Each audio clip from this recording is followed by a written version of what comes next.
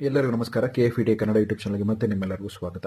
ಇಂದಿನ ಸಂಚಿಕೆಯಲ್ಲಿ ನಾವು ಮಾತಾಡುವಂಥ ವಿಚಾರ ಏನು ಅಂತಂದರೆ, ಈ ಮ್ಯೂಚುವಲ್ ಫಂಡನ್ನು ಹೇಗೆ ಆಯ್ಕೆ ಮಾಡ್ಕೊಬೇಕು ಅನ್ನೋದ್ರ ಬಗ್ಗೆ ನಾವು ತಿಳ್ಕೊಳ್ಳೋಣ.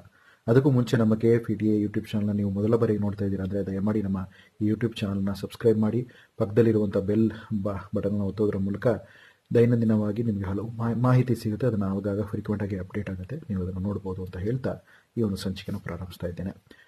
ಈ ಮ್ಯೂಚುವಲ್ ಫಂಡ್ಗಳಲ್ಲಿ ಬಹಳಷ್ಟು ಬಗೆಗಳಿದೆ.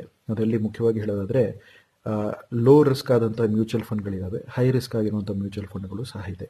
ಲೋ ರಿಸ್ಕ್ ಮ್ಯೂಚುವಲ್ ಫಂಡ್ಗಳು ಅಂತ ನೋಡೋದಾದರೆ ಯಾವುದು ಅಂದರೆ ಈ ಡೆಟ್ ಮ್ಯೂಚುವಲ್ ಫಂಡ್ ಅಂತ ಹೇಳ್ತಾರೆ. ಹಾಗೆ ಹೈ ರಿಸ್ಕ್ ಅಂತಂದರೆ ಇಕ್ವಿಟಿ ಮ್ಯೂಚುವಲ್ ಫಂಡ್ ಅಂತ ಹೇಳ್ಬೋದು. ಏನಿದು ಡೆಟ್ ಮ್ಯೂಚುವಲ್ ಫಂಡ್, ಏನಿದು ಎಕ್ವಿಟಿ ಮ್ಯೂಚುವಲ್ ಫಂಡ್ ಅನ್ನೋದನ್ನು ಮೊದಲು ನೋಡೋಣ. ಡೆಟ್ ಮ್ಯೂಚುವಲ್ ಫಂಡ್ ಅನ್ನೋದು ಡೆಟ್ ಇನ್ಸ್ಟ್ರೂಮೆಂಟ್ಸ್ ಮೇಲೆ ಹೂಡಿಕೆ ಮಾಡುತ್ತೆ. ಅಂದರೆ ಸರ್ಕಾರದ ಬಾಂಡ್ಗಳಾಗಿರ್ಬೋದು, ಪ್ರೈವೇಟ್ ಕಂಪನಿಗಳ ಬಾಂಡ್ಗಳಾಗಿರ್ಬೋದು, ಇದರ ಮೇಲುಗಡೆ ಈ ಒಂದು ಮ್ಯೂಚುವಲ್ ಫಂಡು ಕಾರ್ಯನಿರ್ವಹಿಸುತ್ತೆ. ನೀವು ಕಟ್ಟುವಂತಹ ಒಂದು SIP ಹಣ ಏನಿದೆ ಅಥವಾ ಲಂಸಮ್ ಆಗಿ ಒಂದು ಕಂತಾಗಿ ನೀವು ಕಟ್ಟುವಂತಹ ಹಣ ಏನಿದೆ, ಆ ಹಣವನ್ನು ಮ್ಯೂಚುವಲ್ ಫಂಡಿನ ಫಂಡ್ ಮ್ಯಾನೇಜರ್ ಆ ಹಣದಲ್ಲಿ ಒಂದಿಷ್ಟು ಭಾಗವನ್ನು ತಗೊಂಡು ಈ ರೀತಿಯಾದಂತಹ ಹಣಕಾಸಿನ, ಅದರಲ್ಲೂ ಸಾಲ ಪತ್ರಗಳು ಅಂತ ಕರೆಯಲ್ಪಡುವಂತಹ ಬಾಂಡ್ಗಳಲ್ಲಿ ಹೂಡಿಕೆ ಮಾಡುತ್ತೆ ಅನ್ನುವಂಥ ವಿಚಾರ. ಗೌರ್ಮೆಂಟ್ ಆಫ್ ಇಂಡಿಯಾ ಬಾಂಡ್ಗಳಿದೆ, ಹಾಗೆ ಬೇರೆ ಬೇರೆ ಕಂಪನಿಗಳ ಬಾಂಡ್ಗಳು ಇದೆ. PSU ಬಾಂಡ್ಸ್ ಅಂತ ಕರೆಯಲ್ಪಡುವಂತಹ ಪಬ್ಲಿಕ್ ಸೆಕ್ಟರ್ ಅಂಡರ್ಟೇಕಿಂಗ್ ಕಂಪನಿಗಳ ಬಾಂಡ್ಗಳು ಸಹ ಈ ಮ್ಯೂಚುವಲ್ ಫಂಡು ಹೂಡಿಕೆ ಮಾಡುತ್ತೆ ಅನ್ನುವಂಥ ವಿಚಾರ. ಇದರಲ್ಲಿ ಏನು ಅಂತಂದರೆ, ಈ ಮ್ಯೂಚುವಲ್ ಫಂಡಲ್ಲಿ ರಿಸ್ಕ್ ಬಹಳ ಕಮ್ಮಿ ಇರುತ್ತೆ. ಯಾಕಂದರೆ ಮೇಲೆ ಕೆಳಗೆ ಆಗುವಂಥ ವಾಲಟಿಲಿಟಿ ಅಂತ ಕರೆಯಲ್ಪಡುವಂಥ ವಿಷಯ ಈ ಒಂದು ಶಾರ್ಟ್ ಟರ್ಮ್ ಮ್ಯೂಚುವಲ್ ಫಂಡ್ ಆಗಿರಲಿ, ultra short term debt mutual ಫಂಡ್ಗಳಲ್ಲಿ ನಿಮಗೆ ಸಿಗಲ್ಲ. ಶಾರ್ಟ್ ಟರ್ಮ್ ಮತ್ತು ಅಲ್ಟ್ರಾ ಶಾರ್ಟ್ ಟರ್ಮ್ ಅಂದರೆ 3 ತಿಂಗಳ ಅವಧಿಯಲ್ಲಿ ಮೆಚ್ಯೂರ್ ಆಗುವಂಥ ಫಂಡ್ಸ್ಗಳು. ಅಂದರೆ 3 ತಿಂಗಳ ಲಾಕ್ ಇನ್ ಇರುತ್ತೆ, ಅದಾದಮೇಲೆ ಈ ಮ್ಯೂಚುವಲ್ ಫಂಡನ್ನು ಮಾರ್ಬೋದು ಅಲ್ಟ್ರಾ ಶಾರ್ಟ್ ಟರ್ಮಲ್ಲಿ. ಮತ್ತು ಶಾರ್ಟ್ ಟರ್ಮಲ್ಲಿ 6 ತಿಂಗಳಿಗಿಂತ ಹೆಚ್ಚಿನ ಒಂದು ಅವಧಿಯ ನಂತರ ನೀವು ಈ ಮ್ಯೂಚುವಲ್ ಫಂಡ್ ಯೂನಿಟ್ಸ್ಗಳನ್ನು ಮಾರ್ಬೋದು ಅನ್ನೋಂಥ ವಿಚಾರ. ಸೊ ಈ ಫಂಡ್ ಮ್ಯಾನೇಜರ್ಗಳು ಹೂಡಿಕೆ ಮಾಡುವಂತಹ ಈ ಬಾಂಡ್ಗಳೇನಿರುತ್ತೆ, ಆ ಬಾಂಡ್ಗಳ ಒಂದು ನೆಟ್ ಅಸೆಟ್ ವ್ಯಾಲ್ಯೂ ಅಂತ ಏನಿದೆ, ಅದನ್ನು ನಿಮ್ಮ ಒಂದು ಯೂನಿಟ್ಸ್ ಆಗಿ, ಮ್ಯೂಚುವಲ್ ಫಂಡ್ ಯೂನಿಟ್ಸ್ ಆಗಿ ನಿಮಗೆ ಈ ಡೆಟ್ ಮ್ಯೂಚುವಲ್ ಫಂಡ್ ಮೂಲಕ ನೀಡಲಾಗುತ್ತೆ ಅನ್ನುವಂಥ ವಿಚಾರ. ಹಾಗಾದರೆ ಎಕ್ವಿಟಿ ಮ್ಯೂಚುವಲ್ ಫಂಡ್ ಅಂದರೆ ಏನು? ಎಕ್ವಿಟಿ ಮ್ಯೂಚುವಲ್ ಫಂಡಲ್ಲೂ ಸಹ ಬಹಳಷ್ಟು ಬಗೆಗಳಿದೆ.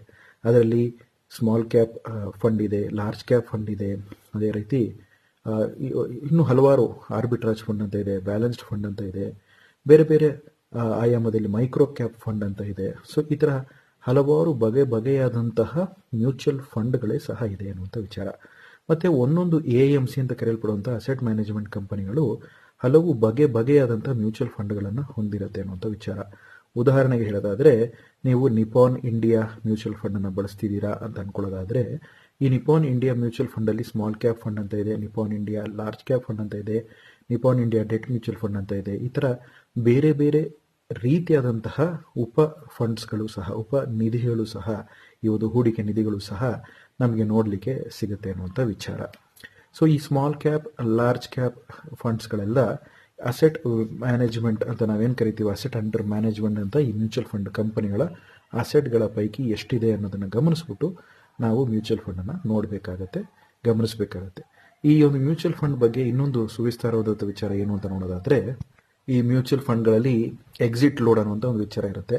ಎಕ್ಸಿಟ್ ಲೋಡ್ ಅತ್ಯಂತ ಕಡಿಮೆ ಇರುವಂಥ ಮ್ಯೂಚುವಲ್ ಫಂಡಿಗೆ ಹೋಗಬೇಕು ಅಂತ ಹೇಳಿ ಸಾಧಾರಣವಾಗಿ ಸೆಬಿ ರಿಜಿಸ್ಟರ್ಡ್ ಇನ್ವೆಸ್ಟ್ಮೆಂಟ್ ಅಡ್ವೈಸರ್ಸ್ಗಳು ಹೇಳ್ತಾರೆ. ಸೊ ಈ ಒಂದು ಮಾಹಿತಿ ಏನಿದೆ, ಇದು ಬರೀ ಎಜುಕೇಷನ್ ಪರ್ಪಸ್ಸಿಗೋಸ್ಕರ ಹೇಳುವಂಥ ಒಂದು ವಿಷಯವಾಗಿದೆ. ನಿಮಗೆ ಮ್ಯೂಚುವಲ್ ಫಂಡ್ ಬಗ್ಗೆ ಹೆಚ್ಚಿನ ಮಾಹಿತಿ ಬೇಕು ಅಂತಂದರೆ ನಿಮ್ಮ ನಗರದಲ್ಲಿರುವಂತಹ ಸೆಬಿ ರಿಜಿಸ್ಟರ್ಡ್ ಇನ್ವೆಸ್ಟ್ಮೆಂಟ್ ಅಥವಾ ಫೈನಾನ್ಷಿಯಲ್ ಅಡ್ವೈಸರನ್ನು ನೀವು ಕನ್ಸಲ್ಟ್ ಮಾಡಿ ಅಂತ ಹೇಳಲಿಕ್ಕೆ ಇಷ್ಟಪಡ್ತಾ ಇದ್ದೀನಿ. ಈಗ ಮ್ಯೂಚುವಲ್ ಫಂಡ್ ಬಗ್ಗೆ ನಾನು ಹೇಳ್ತಾ ಇದ್ದೆ, ಇದರಲ್ಲಿ 2 ವಿಧ ಇದೆ. ಒಂದು SIP ವಿಧ ಅಂತ ಹೇಳ್ತೀವಿ, ಇನ್ನೊಂದು ನಾವು ಲಂಸಮ್ ವಿಧಾನ ಅಂತ ಹೇಳ್ತೀವಿ. SIP ಅಂದರೆ ಕಂತುಗಳ ಮೂಲಕ ಈ ಮ್ಯೂಚುವಲ್ ಫಂಡ್ನಲ್ಲಿ ಹೂಡಿಕೆ ಮಾಡೋದು. ಅದೇ ರೀತಿ ಲಂಸಮ್ ಅಂತಂದರೆ ಒಂದೇ ಸಮನೆ ಈ FD ರೀತಿಯಲ್ಲಿ ನೀವು ಹಣವನ್ನು ಬಲ್ಕ್ ಆಗಿ ಹಾಕೋದು ಅಂತ ನಾವು ಲಂಸಮ್ ವಿಧಾನ ಅಂತ ಹೇಳ್ತೀವಿ. ಸೊ ಈ ಡೆಟ್ ಮ್ಯೂಚುವಲ್ ಫಂಡಲ್ಲಿ ಏನು ಲಾಭ ಇದೆ ಅಂದರೆ, ಇದು ರಿಸ್ಕ್ ಬಹಳ ಕಮ್ಮಿ ಇದೆ ಅನ್ನುವಂಥ ಒಂದು ವಿಚಾರ. ಒಂದು ವೇಳೆ ನಿಮಗೆ ಸಾಲದ ಅವಶ್ಯಕತೆ ಇದೆ ಅಂತಂದರೆ ಈ ಮ್ಯೂಚುವಲ್ ಫಂಡಿನ ಮೂಲಕ ಸಹ ನೀವು ಸಾಲವನ್ನು ಪಡ್ಕೊಬೋದು. ಡೆಟ್ ಮ್ಯೂಚುವಲ್ ಫಂಡಿಗೆ ನೀವು ಸಾಲವನ್ನು ಪಡ್ಕೊಬೇಕು ಅಂತಂದರೆ 1 ಲಕ್ಷ ರೂಪಾಯಿ ಮೌಲ್ಯದ ಒಂದು ಮ್ಯೂಚುವಲ್ ಫಂಡ್ ಇಟ್ಕೊಂಡಿದ್ದೀರಾ, 1 ಲಕ್ಷ ಮೌಲ್ಯದ ಒಂದು ಡೆಟ್ ಮ್ಯೂಚುವಲ್ ಫಂಡ್ ಇಟ್ಕೊಂಡಿದ್ದೀರಾ ಅಂದರೆ ಅದರಲ್ಲಿ 85% ಅಂದರೆ 85,000 ಹಣವನ್ನು ನೀವು ಸಾಲವಾಗಿ ಈ ಮ್ಯೂಚುವಲ್ ಫಂಡ್ ಮೂಲಕ ನೀವು ತೆಗಿಬೋದು ಅನ್ನೋಂಥ ವಿಚಾರ. ಈ ಸಾಲವಾಗಿ ನೀವು ಪಡೆದಂಥ ಹಣ ಏನಿದೆ, ನೀವು ಎಷ್ಟು ಹಣವನ್ನು 85,000ದಲ್ಲಿ 5,000 10,000 ಬಳಸಿರೋ ಆ ಒಂದು ಹಣಕ್ಕೆ ಮಾತ್ರ ಬಡ್ಡಿಯನ್ನು ಕಟ್ಟಬಹುದು ಅನ್ನೋಂಥ ವಿಚಾರ. ಒಂದು ರೀತಿ ಓಡಿ ರೀತಿಯಲ್ಲಿ ಇದು ಕಾರ್ಯನಿರ್ವಹಿಸುತ್ತೆ ಅನ್ನೋಂಥ ಒಂದು ವಿಷಯ ಇದಾಗಿದೆ. ಈ ಮಾಹಿತಿ ತಮಗೆ ಹಿಡಿಸಿದ್ರೆ ನಮ್ಮ ಈ ವಿಡಿಯೋನ ಲೈಕ್ ಮಾಡಿ, ತಪ್ಪದೆ ನಿಮ್ಮ ಅನಿಸಿಕೆ ಅಭಿಪ್ರಾಯಗಳನ್ನು ಕಮೆಂಟ್ಗಳ ಮೂಲಕ ತಿಳಿಸಿ, ಹಾಗೆ ನಿಮ್ಮ ಸ್ನೇಹಿತರಿಗೂ ಸಹ ಈ ವಿಡಿಯೋಸ್ನ ಶೇರ್ ಮಾಡಿ ಅಂತ ಹೇಳ್ತಾ, ಮುಂದಿನ ಸಂಚಿಕೆಯಲ್ಲಿ ಇನ್ನೊಂದು ಸ್ವಾರಸ್ಯಕರವಾದಂತಹ ವಿಚಾರದೊಂದಿಗೆ ಭೇಟಿ ಮಾಡ್ತೀನಿ. ತಪ್ಪದೆ ನಮ್ಮ ಯೂಟ್ಯೂಬ್ ಚಾನಲ್ ಆದಂತಹ KFED ಕನ್ನಡ ಯೂಟ್ಯೂಬ್ ಚಾನಲ್ನ ಸಬ್ಸ್ಕ್ರೈಬ್ ಮಾಡಿ ಅಂತ ಹೇಳ್ತಾ, ಧನ್ಯವಾದಗಳೊಂದಿಗೆ ನಿಮ್ಮ ಸಂದೇಶ.